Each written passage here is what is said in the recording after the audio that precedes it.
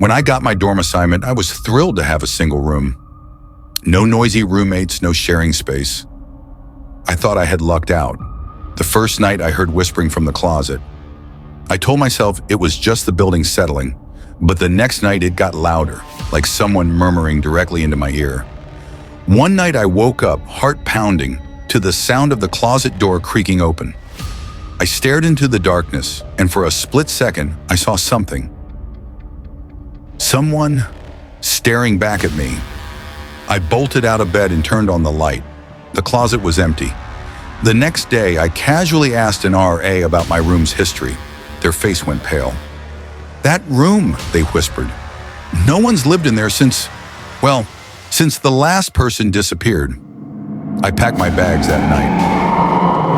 I was desperate for extra credit when I got an email about a midnight exam. It sounded weird, but I was failing, so I didn't question it.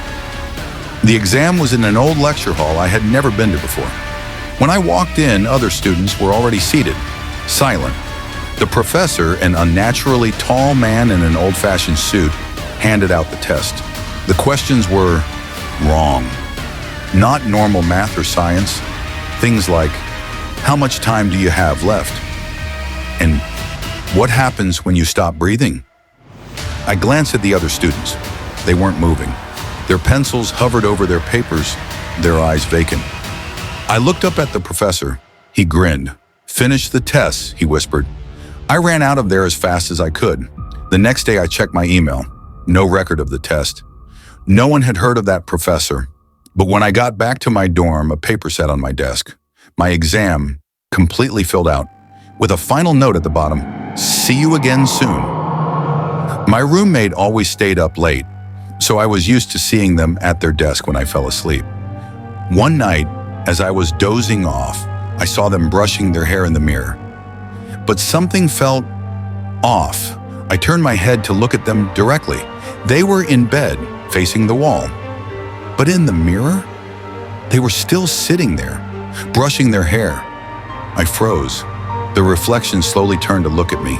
It grinned. I shut my eyes, heart pounding. When I looked again, the mirror was empty. The next morning, I told my roommate. We checked the mirror, and there, on the surface, were faint handprints and on the inside of the glass. We smashed it. A week later, the dorm supervisor asked why we broke the mirror. I hesitated but told them the truth. Their expression darkened. "That mirror," they said, "we replaced it last year. The last person who lived here said they saw the same thing.